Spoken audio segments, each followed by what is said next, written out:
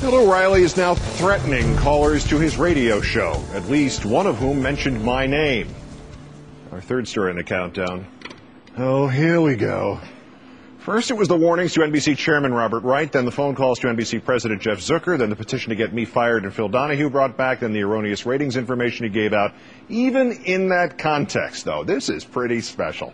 Ted Baxter telling uncooperative listeners that he'll turn their phone numbers over to Fox Security and that Fox Security will in turn contact the local authorities. Bill thinks he has his own police. A caller got through to O'Reilly's radio show yesterday. He insists he used no foul language, that all he did was mention my name, compliment my show, and ask, "Why are you always smearing him, Bill?" And the host, using the dump button all talk radio shows have and the 7-second delay, cut him off. We're not certain what actually got on the air, but this was what was posted on O'Reilly's website as the air check for that part of the show.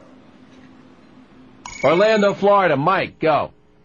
Hey, Bill, I appreciate you taking my call. Sure. I like to listen to you during the day. I think Keith Olbermann's show. Yep. There you go. Mike is, he's a gone guy. You know, we have your phone numbers, by the way. So if you're listening, Mike, we have your phone number, and we're going to turn it over to Fox Security, and you'll be getting a little visit. Maybe Mike is from the mothership. No, maybe Mike's going to get in big trouble, because we're not going to play around. When you call us, ladies and gentlemen, just so you know, we do have your phone number. And if you say anything untoward, obscene, or anything like that, Fox Security then will contact your local authorities, and you will be held accountable. Fair? That's fair. So just all you guys who do this kind of a thing, you know, I know some shock jocks, whatever, you will be held accountable. Believe it. We'll be right back. Fox Security. Hannity and Combs come to your house with billy clubs. Now, there is a serious part to this. What do you mean we have your phone numbers? What do you mean you'll be getting a little visit? It's a radio show. Even if a caller swears, it's a radio show. Radio show over here, trip to Gitmo over there. Several of the callers now claim they have been contacted by someone identifying himself as the director of Fox News Security. We'll get to the legalities in a moment with a former prosecutor. First, there's this giddying aspect of seeing the host's trolley coming completely off the tracks merely when my name gets mentioned. This is how bad it is. Go to the O'Reilly website now, and the call from Mike in Orlando has been expurgated, erased from the website. We'll be right back. You're in the No Spin Zone with Bill O'Reilly.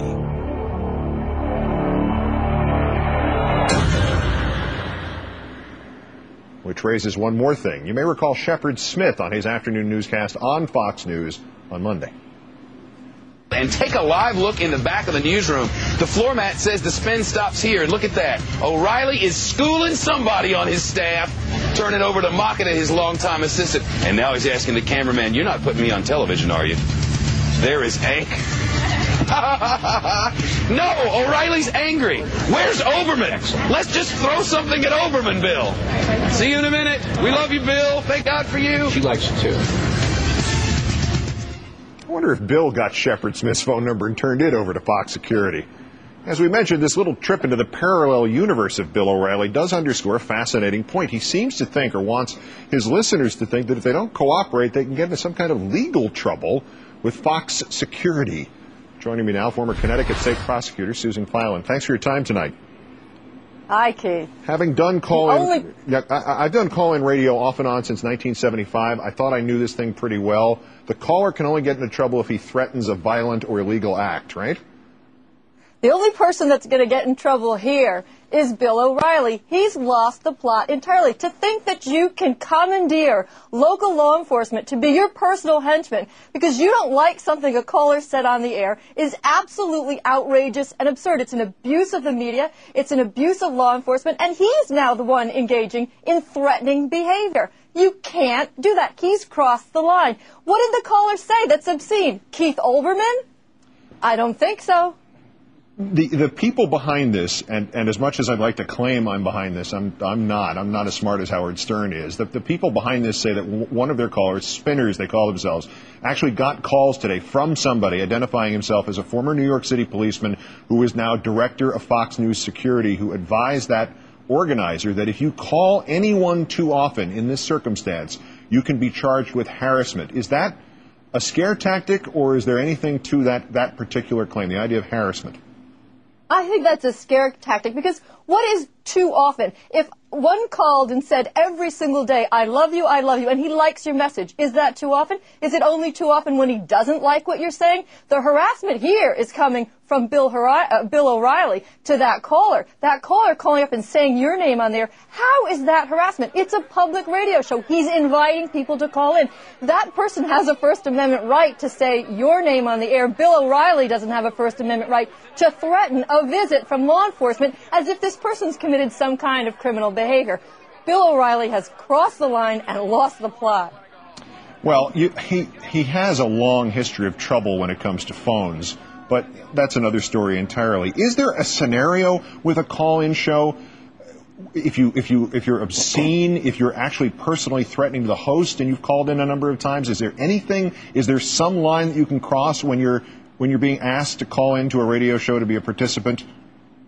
Of course, one's First Amendment right ends where somebody else's nose begins. You can say what you want to say, but you can't use threatening behavior. You can't say, I'm going to kill you. If something like that is said on the air, that's clearly a threat. That's more than harassment. There can be an on-air stalker, but can you really tell me that calling into the Bill O'Reilly show and using the name Keith Olbermann is harassment, is stalking, is crossing the line, incites violence, is obscene or foul or illegal? I can't understand it. And for a host to threaten the power of the media, Fox News' security force, to call local law enforcement to knock on your door and say, hey, buddy, you're in trouble because you said Keith Olbermann's name on my show is patently absurd. And the only one that's going to get in trouble on this one is Bill O'Reilly. Now, to be fair, when I was at Fox Sports, I had a stalker, constant phone calls. There were trips, attempts to get in the studio. To their credit, and with my everlasting thanks, they had a team in place to deal with this, and they dealt with it very effectively. They dealt with it legally. They dealt with it even physically to intervene. They get a lot of training because Rupert Murdoch owns them, and he gets like a death threat a day. So that's one thing where aggressive attitudes towards potential stalkers or people who are genuine threats is applicable. But now let's flip this thing on its head here. You mentioned Bill O'Reilly threatening a caller on the air, or this director of Fox News security phoning a caller at home or at work and saying, you know, you'll be getting a little visit. Is there seriously a potential legal risk here? I mean, could Bill O'Reilly, could Fox News be charged with harassment of some sort? Well, I think that this has to be investigated. I think if Bill O'Reilly, in fact, made that threat on the air and, in fact, followed it up with someone from Fox Security and, in fact, local law enforcement was called, I think that has to be investigated because that is an abuse of Bill O'Reilly's power, and it's an attempt, literally, to commandeer local law enforcement to be his personal henchman so that he can be the censor, the arbiter of what's allowed to be said on his show. How can it be illegal? How can it be a crime to say Keith Olbermann on the Bill O'Reilly show? Well, you'd have to know him. Former Connecticut State Prosecutor Susan Filan, great thanks. It's a pleasure. One last thing. We all know Mr. O'Reilly cannot stop himself from responding. Fail in this business for 25 uninterrupted years, then have a success, and you do wind up a mixture of paranoia and a Napoleonic complex. So I'm going to save him the trouble. I'm going to respond for him. Bill O'Reilly answering this story. The abuse of the airwaves is a critical problem with which the First Amendment... MSNBC's ratings are a disaster. Nobody pays attention to them. I do. I watch. Addicted. Unable to change the channel. But they're a disaster. So don't pay attention to MSNBC. Nobody watch MSNBC. Nobody is watching MSNBC. If you watch, we have your phone number, by the way. I'll turn it over to Fox Security. I told you I'd shoot, but you didn't believe me. Why didn't you believe me? Okay, and just so we get this ratings thing cleared up, if you want to know what this is really all about, on the air, Billy called this the key demos, and Fox's owners call it the money demo. Here are the official ratings, adults 25 to 54 for Wednesday night of this week at 8 p.m. Eastern. O'Reilly, 309,000. This program, 231,000. Nancy Grace Knows What You Did Last Summer, 131,000. Paula Zahn, now 81,000. Our audience was 75% of Ted Baxter's. It ain't perfect. Then again, he's been on for nearly 10 years, and we're still a month away from our 3rd anniversary. So, now I'm expecting that soon I'll be getting a visit from the Bill O'Reilly police, armed with loofahs.